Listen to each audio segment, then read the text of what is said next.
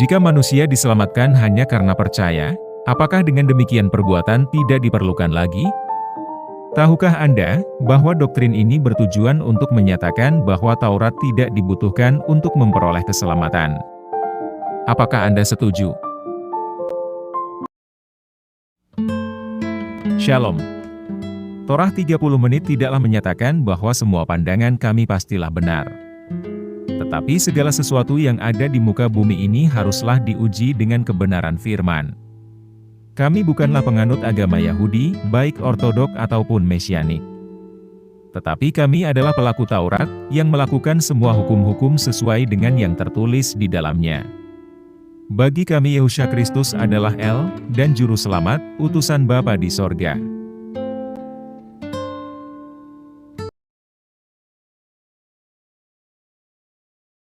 Ayat ini jelas menyatakan bahwa keselamatan hanya karena iman.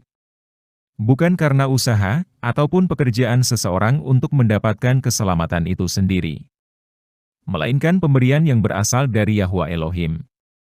Apakah itu berarti keselamatan adalah sesuatu yang pasif? Yehusha akan pilih siapa yang akan diselamatkan. Tetapi apakah ada kriterianya? Apakah kebaikan dapat membuat seseorang masuk surga? Tidak. Jika demikian, apakah kejahatan juga bisa membuat seseorang masuk neraka? Jika jawabannya ya, maka seharusnya kebaikan juga dapat membuat seseorang masuk surga. Tetapi jika jawabannya adalah tidak, maka masuk surga dan neraka menjadi sesuatu hal yang tidak jelas.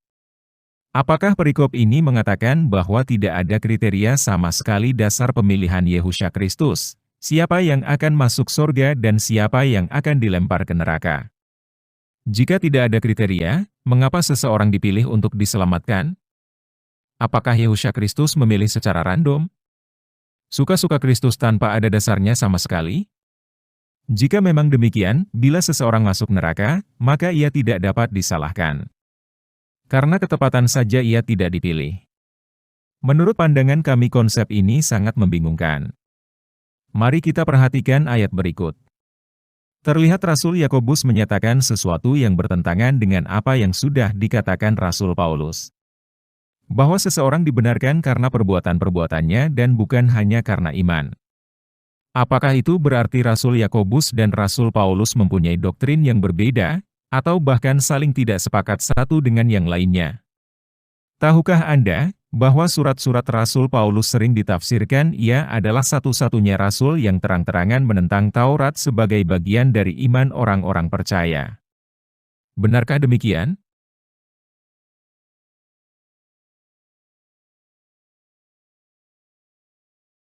Kembali ayat yang berasal dari Rasul Paulus menjadi dasar untuk seseorang tidak perlu lagi melakukan Taurat.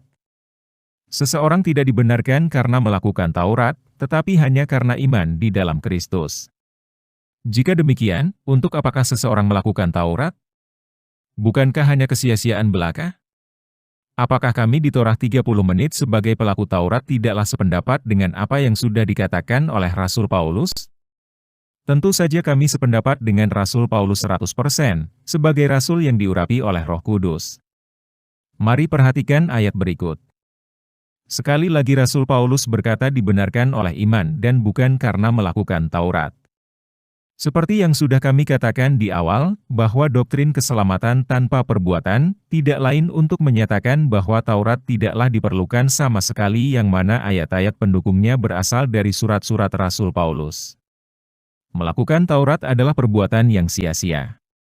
Dan seseorang yang sudah dibenarkan oleh iman, hanya perlu hidup dengan Yehusha Kristus.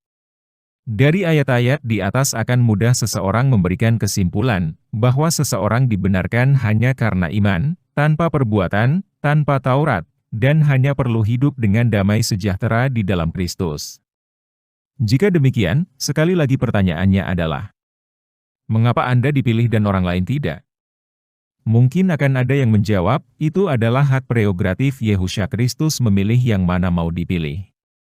Dan bila tidak ada kriteria siapa yang akan dipilih, maka sudah pasti secara random, atau acak.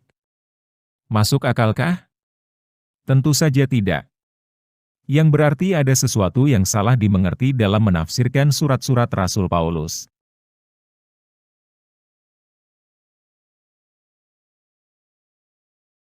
Pertanyaannya adalah, apakah Rasul Paulus merupakan pelaku Taurat? Dengan tafsiran-tafsiran yang mengatakan bahwa Rasul Paulus menyatakan bahwa melakukan Taurat adalah sia-sia, Taurat sudah tidak berlaku lagi, dan yang penting hanya hidup di dalam Kristus. Seharusnya Rasul Paulus bukanlah pelaku Taurat. Apakah ayat ini menyatakan demikian? Tentu saja tidak. Adakah seseorang yang menyatakan membatalkan Taurat, tetapi justru mengatakan bahwa ia meneguhkannya? Untuk apa meneguhkan bila tidak ada gunanya? Padahal ia baru saja mengatakan bahwa manusia dibenarkan karena iman, dan bukan karena melakukan Taurat. Yang mana penekanan ini terus-menerus dikatakan oleh Rasul Paulus ke jemaat-jemaat yang berbeda. Pendengar yang dikasihi oleh Kristus, yang sering sekali terlewat adalah, Rasul Paulus tidak pernah mengatakan bahwa Taurat tidak perlu dikerjakan lagi. Tetapi mengapakah Rasul Paulus seakan-akan menyatakan demikian? Apakah maksud sebenarnya?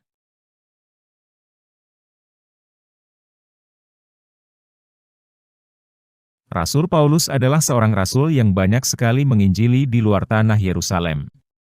Lebih tepatnya daerah Asia Kecil. Tetapi harus diingat, di setiap daerah yang didatangi oleh Rasul Paulus kemungkinan besar ada orang Yahudi. Yang mana orang Yahudi adalah pelaku Taurat.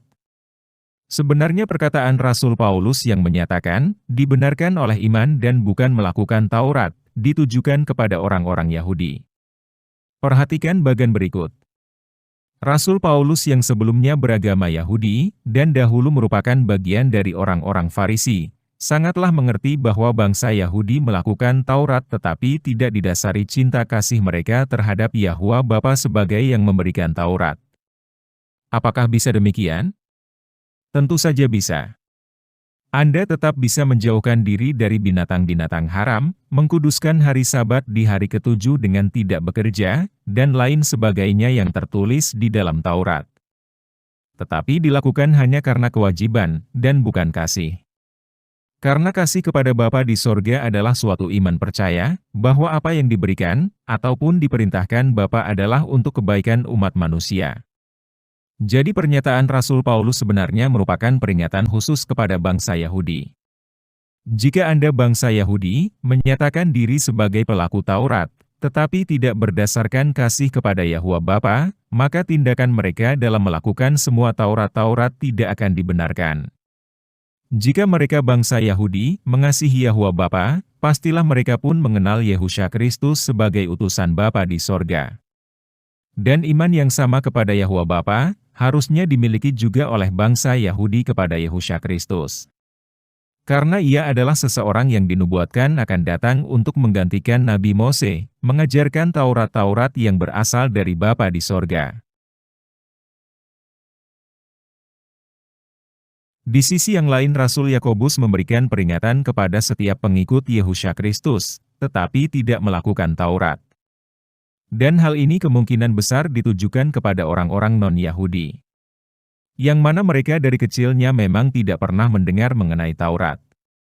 Hal ini sangatlah berbeda dengan bangsa Yahudi yang sudah diajarkan Taurat semenjak mereka lahir. Jika seseorang menyatakan dirinya beriman terhadap Kristus, yang mana Yehusha Kristus adalah utusan Bapa di sorga, dan segala yang diucapkannya berasal dari Bapa di sorga. Karena ia adalah Sang Mesias yang dijanjikan akan datang dari keturunan Daud untuk menggantikan posisi Musa sebagai perantara Yahuwa Bapa kepada seluruh umat manusia. Maka Taurat-Taurat yang samalah yang telah diajarkan oleh Nabi Mose, yang kembali diajarkan oleh Yehusha Kristus. Sehingga jika seseorang berkata beriman kepada Yehusha Kristus, tetapi tidak melakukan Taurat-Taurat yang berasal dari Bapa di sorga, maka orang tersebut memiliki iman yang mati. Iman yang mati tidak bisa menyelamatkan orang tersebut. Seseorang dibenarkan oleh karena perbuatan, dan tidak hanya karena iman semata. Karena iman ditunjukkan melalui perbuatan.